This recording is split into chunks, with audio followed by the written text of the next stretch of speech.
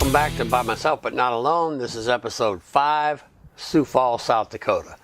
Now before I get started, I wanted to show you something that I forgot to tell you in the last episode from Grand Forks. I can't believe I forgot to show you this in the last episode, but I've been sick for about a week. Been having sinus problems. Finally broke down and went to the doctor and got some medication, and I'm starting to think a little more clearly. But anyway, in Minnesota, I had the good pleasure of meeting my friends Daniel and Juan from Costa Rica Fade to Black 457. After the show in Lincoln, Daniel told me that he had brought a gift from me, but he didn't want to bring it to that show because he was worried that it might break, and that he would send it with Edgar. As soon as I got down to the Alaris Center and I ran into the guys from LA, Edgar said, "Hang on, I'll be right back." He ran to his car and he brought me a package. Inside the package was this super cool coffee mug. It's personalized, has my name on it. Here it says Chapter 457, Metallica Fade to Black. Costa Rica Fade to Black is the name of the club.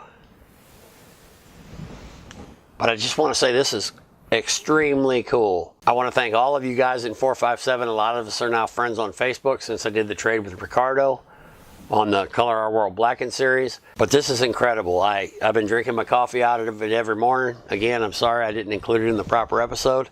But thanks, guys. You rock. A big shout out to you guys in Costa Rica. Thanks again, Daniel, for bringing this. It was great to meet you and Juan. I had a great time hanging out. I'm never going to forget any of it.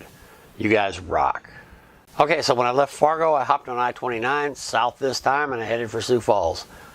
Now, I knew I had 2 days off, so I really wasn't in any hurry. There was a good 2-day break between the shows. All along it had been show, day off, show, day off.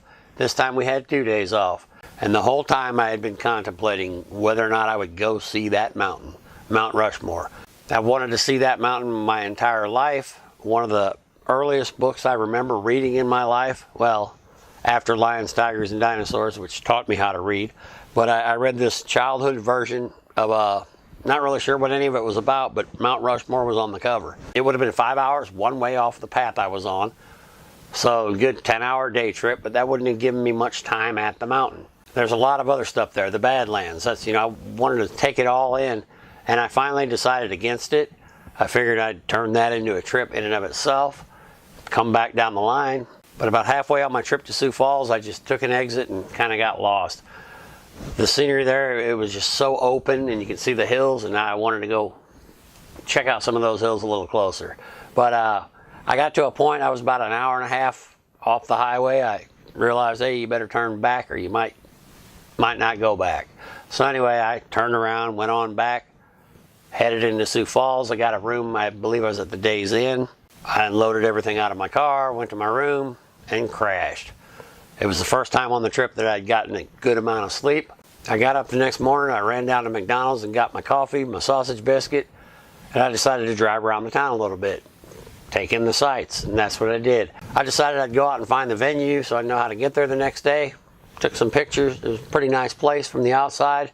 I was looking forward to the show. I spent a couple hours just driving around. Went on back to the hotel. Figured I'd make it a lazy day. I went down, couldn't get logged onto the internet, so I went down to the desk. The guy gave me the login information, and when I turned around, I said, "Whoa, what are you doing here?" And Michelle from Wisconsin, I met her at the Grand Forks party. She said, "I'm checking into my room. What are you doing here?" And I said, "I'm getting my Wi-Fi info. I'm going to go out and smoke. Get checked in and come on out, and we'll talk a little." There was a picnic table out there, so we had a seat, and I had originally planned on going to another pre-party, but we sat out at that picnic table, and before you knew it, about 3 hours had passed. We were just yapping away. She talks as much as I do, and it was a great conversation. I had a good time. It was kind of like we had our own little pre-party at the picnic table there. When we finally realized how late it was getting, we said goodnight. She went to her room, I went to my room, but I told her she could ride with me down to the show. We wouldn't have to pay parking twice. So we got up pretty early the next morning. We met out at the picnic table again, hopped in the car, and took off. We went on down to the Danny Sanford Center. We took a long walk around the place, checked out the tour buses, came up, saw them setting up the merch tent. We waited in line to get our shirts since we were right there and we were first in line. I wasn't getting one for myself. I was getting one for my good friend Ed Frederick. Ed's a big hat collector, but because there aren't city-exclusive hats, he asked me to grab him a shirt from one of the shows on each leg. This is the South Dakota shirt. And if you notice the one I have on, it's the same design, which I think is kind of cool. This is the one from the first show. It says Madison, Wisconsin. So they're exclusive to each city. All they're really changing are the colors. But anyway, got your shirt, Ed.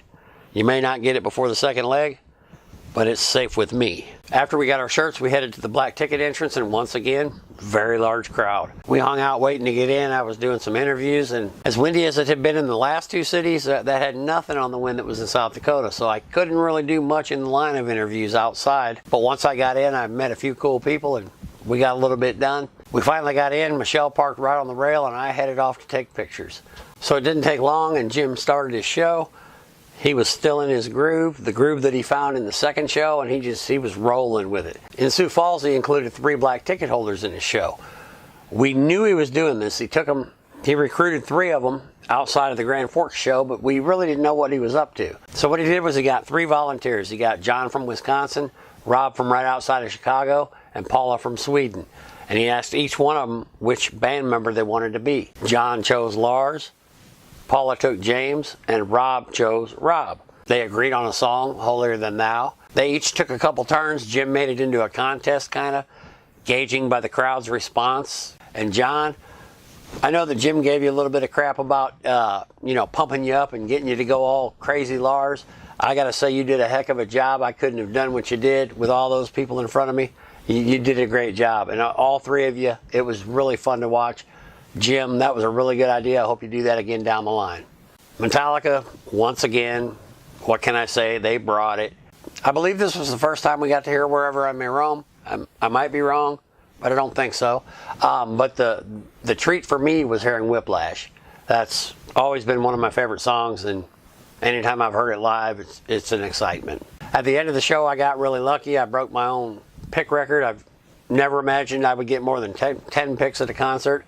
But I walked out of there with 13 picks. Normally when they're throwing them, people are diving and jumping and fighting. I happened to be surrounded by people who just kind of stood there, and all these picks are hitting the ground, and I was down there picking them all up, and nobody around me was really going for them. So I got 13 of them, and I thought to myself while leaving, this is kind of crazy. I think I'm probably supposed to share some of these. So I went around, I found Michelle. She got a couple picks too. And on our way out, every time I saw a young kid, I'd ask them if they got a pick. Several of them said, yeah, I got 1, got 3, got 4. Anytime their answer was no, I'd say, well, here you go. You got 1 now. And I probably gave away about half of them. Don't worry, Ricardo. I know you're sitting there in Costa Rica thinking, I want some picks. Ricardo's a huge pick collector, and I promised him some picks from this tour. I'm probably going to wait till the end to break them up. I just want to see what I come up with. But don't worry, you're at the top of my list. Dustin, Ed, a couple more pick collectors. Dustin got a black ticket. I think Ed got a black ticket too, but these are pick guys. We're going to do some trading on this tour. Don't worry, guys, but I'm going to wait till the end. I'm having fun. I'm joining you guys. This tour is kind of making me a pick collector. So we headed on back to the hotel. We stopped and grabbed something to eat on the way. We sat out at the picnic table. Michelle was debating on whether or not she was going to go to the next show. A lot of the black ticket holders were cutting it off and skipping the Canada shows. I knew I was going to be going to both of them, but she was still undecided. We finally said goodnight. The next morning we met back at the picnic table, and she told me she had decided to go, and she had already reserved a hotel. She told me there were still some rooms in that hotel, and it didn't look too good for hotels in Winnipeg. Saskatoon was already all booked up. So I went ahead and jumped on Hotels.com, and I reserved a room in the same hotel. So we checked out of the hotel, and Michelle reminded me again. She told me earlier that I needed to call my phone company. And I said, no, it's all good. She said, they're going to charge you a ridiculous amount to have any service. And I just didn't give it any thought. I thought, okay, if I have to make a phone call, I'll pay the bill. It won't be but a minute or so. She just shook her head, and she gave me a piece of paper with her number on it in case anything happened. It had the hotel's address, the hotel's number. I was kind of laughing. I said, man, you're a little over the top with this organization. And she just shook her head like, idiot. Well, I'll tell you in the next episode how Michelle was right and I'm an idiot. She hopped in her car and headed to Canada. I hopped in my car in search of the nearest Honda dealer. Turns out there was one about 5 miles away. I pulled in, asked them if they could change a headlight for me. Told them, I don't care what you charge me. I'll buy a new light, but I do have these. The guy said, no, this won't be any problem. You know, sometimes you got to buy the part there before they'll put it in. Well, anyway, that wasn't the case. He said, I'll slap this in for you. Now, the reason I'm telling you this, it took the guy a couple minutes. He came into the lobby and got me. I took out my credit card. There you go, charge me whatever you need to charge me. And he said, man, it's really not worth the time. I don't even want to fill out the paperwork. Normally it would be 10 bucks. I really didn't feel right about this, and I kind of looked at him and it hit me. I said, are you a Metallica fan by chance? And he said, oh man, am I a Metallica fan? Yes. And I did not get to go to the show last night. He really wanted to, but he had to be at work super early. And I said, well, would you take a pick for your services? And I pulled out, I said, it's the Sioux Falls pick, showed it to him. He said, oh man, you don't have to give me this. And I said, no, I got a couple extra. And I consider that a great trade. You did me a service, I give you a pick. He just smiled and he said, that's a deal. Then he said, man, my boss is even a bigger Metallica fan and he didn't go to the show either. He's not at work today, but I'm gonna rub it in when he gets here. I'm gonna tell him he's gotta show up to work to get the prize. Anyway, that was a really cool experience. Those random acts of kindness that catch you off guard, I'm a big fan of that. So anyway, I hopped back on the highway, I-29 north, heading right back through Fargo on my way to Canada. First time I'd ever been there. So I'd like to say thanks to everyone for watching. If you like what we have going on here, I'd appreciate it greatly. If you consider subscribing to our channel, give us a like, a dislike, whatever the case may be. Ring the bell, leave a comment. Next episode, we've got a black ticket in one hand, a passport in the other. We're leaving the country and headed for Winnipeg. We'll see you there, and until then, rock on. State your name and where you're from. Aaron Andrews from Sioux Falls, South Dakota. Dustin Gunwaldson, I'm from Brookings, South Dakota. She's too shy. Kent Swenson, Box Elder, South Dakota. My name is Caitlin Van Dusseldorp, and I'm from here, South Dakota. Okay. And I'm Justin Van Dusseldorp, her dad, and I'm also from here, South Dakota. I'm glad you said that. I was going to ask next. What's up, Albright from Sioux Falls, South Dakota? Live here? Yes, I do. You from here originally? No, I'm not. From Dolan, a few miles north. But you're South Dakota. Yep, South Dakota still. Andrea Mraz, Rapid City. My name's Sean, Rapid City. Okay. So how long have you been a Metallica fan? Oh god, since I was a small, a younger kid, probably over 20 years. 1998. Oh, old school. Oh, shoot. I suppose 1996 is when I really got into it. Yeah, the year I started college. Alrighty. I would say probably most of my life because of this guy. Rock's always been in the house, so. There you go. How old are you? I'm 17. 17. Okay. How old are you? I'm 41. I've been a Metallica fan since 96 when I first heard them. Since I was 13, so 16 years. Probably, that was in 6th grade, probably about the same amount. Okay, cool. I think it was... You think he's trying to steal our identity because you're like, my name's Sean? Won't tell you my last name. No, I just remember being in 6th grade, and I think that's when Reload came out, and I remember that song, and then that's the first time I heard them, but then I got into them more when I was in college, listening to like Injustice for All and getting back into their back catalog. Have you seen Metallica live before? Yes, How many times? 4 times. All here? Nope. I saw him here, saw him in Vegas, and I saw him twice in Minneapolis. Have I seen him? Yeah, I saw him first time in 2004 up in Fargo. Right on. And then I don't think I saw him again until 2016 up in Minneapolis. And then saw him in Newton, Iowa, and AT&T last There's summer. quite a few times. Why do you keep coming back? Is the music that good, or is there more than music? The music is great. Their performance is one of the best I've seen. Have you seen them live before? Never? Never. Oh, you're in for a treat tonight. Only twice. Twice? Yep. I've seen them once in Denver. Well, that's pretty good for being 17. Yeah, I would say. Alrighty. Did you guys go together Yep, to the Denver show we did. last year? Yep. At the stadium. I almost went, but didn't make it. This is my first time. I saw them June 2017, Denver, Colorado. So here has heard from you how good it's going to be. Yeah. Do you have a favorite album? I will, of course, probably the Black Album. Kill 'Em All or Master of Puppets. I like them all. I would have to say the Black Album, or the newest one that just came out, Hardwired to Self-Destruct. I listen to that in the car a lot. That's really good. Yeah, it is. I didn't see that one coming. How about you? Mine's probably Justice. Oh, there you go, old school. Alrighty. Justice, Ride the Lightning, the Master of Puppets. The Master of Puppets. Probably combo between Master of Puppets and Justice for All. Okay. I can't have a favorite one. That's a good answer. Also, I can't. And I might be in a lower population here, but Death Magnetic. That's cool. You are in the lower population. So you're kind of like whichever one you're listening to when you say it is Yeah, your pretty favorite much. album. Okay, cool. If you could pick one song that you're guaranteed to hear, what would it be? Masters of Puppets. You know, I always like hearing one as soon as they, start all the shooting and all that. Motor Breath. Oh, we heard that a couple nights ago. You might get it. Oh, what was that one that you said on the way here? Whiskey in the Jar. Yeah. I really do like that song. Either- But I also like Master of Puppets. Yeah. I'd probably have to go with Master. Master, how about you? I'm probably going to have to go with the same one. It would probably have to be Inner Sanitarium. Sanitarium? Sanitarium. Guaranteed to hear it. You're gonna laugh. This is my obscure one, Until It Sleeps. Oh, that's One that everybody's like, no, they won't play that tonight. I just love Justice because that was my go-to drumming song in college. I just jammed to that one. Is there one person in your life that you credit with turning you on to the band? No, just my love for heavy metal. You kind of found it yourself way back in the day? Yeah. Just as a teenager. You just kind of came across it with other friends? This guy right here.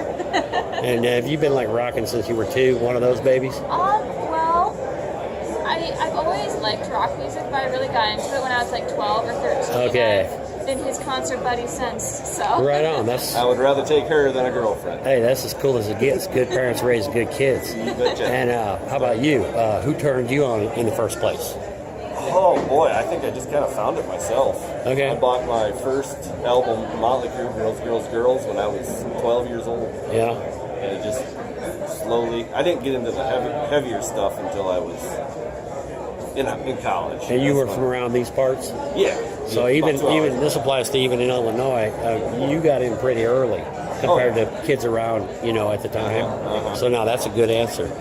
Found Metallica watching the West Memphis 3, the documentary about the boys down in Memphis, West Memphis, and that's when I fell in love with them. I knew, as soon as I could get to a CD store to buy Master of Puppets, Ride the Lightning, anything like that, I was picking up all those ones. Me. You did it yourself? Okay. I just kind of. Well, I guess. I had a friend. No, there was a in guy. school. Full disclosure, I was not a fan of Metallica much in high school, and the guitarist in this band I was jamming in at the time, he was in love with Metallica, and he was always telling me how great they were and stuff, and I was like, no, but it wasn't until college that I rediscovered them and kind of got back into that. So it was both me and him. I actually had a friend when I was 13 that introduced me to Metallica. Got a name? Or we keep it? Nah, I don't. Okay. I'm not gonna give him credit. Right on. What do you think about Jim Brewer opening up for the show? Funny. Hope he does the hokey pokey. Well, at first I was like a comedian, but then when I found out it was Brewer, I know he's great, so I think it's okay. But I still would have rather seen a little heavy metal band, You know what? I thought that was kind of different, but I was kind of excited to see him too. I always thought he was funny. I mean, I haven't heard much about him Yeah. for a while, but I think it's awesome. I'm pretty. Just about as excited for him as I am for Metallica. He's hilarious. Yeah, I'm pretty excited. I think it's really cool that they're having a comedian open for Metallica. I think that's really cool and original. We were watching some of his skits on the way here, and I'm pretty excited. I actually heard him warming up, and he was saying, "Why the fuck isn't my stage as big as Metallica?" Oh man. Oh, he's fantastic. I didn't realize he was opening for him until yesterday, but I didn't know until today. You're okay with that now? yeah. I mean, I was jealous that she got to see them with Volbeat and Avenged That's Sevenfold. true. I'm This okay year, with it like, because I and saw now them. I didn't think anyone was opening for them, so I'm like, she got to see both those bands and Metallica, and I get nothing. And then it's like, okay, well, I guess Jim Brewer's funny, so it's better than nothing. But I kind of want to see some more bands. Well, okay, and if Metallica themselves happens to see this video, do you have any messages for them? Would you like to say anything to them? I just like to thank them for all these years of keeping metal alive and coming out and giving us a great, great show every time. You guys fucking rock. Keep on going. Rock on. Thanks for kicking my ass for 30 years. Keep on rocking. Just keep making music. It's amazing. I would say thanks for being an inspiration for about 2 or 3 generations now. That's a pretty good achievement. So. You really know your stuff. Just keep rocking, guys. You are killing it every night, and I love all your albums. Oh my goodness. Good job. Keep cranking out good tunes. I would like to thank James for sharing his experience with Pain with everybody, because that's why Metallica's my favorite. His lyrics always spoke to me when I needed them to. So. And the whole Some Kind of Monster thing. I don't even care. I love Load and Reload. No. The movie where. Oh, I've seen it like 50 times. Yeah.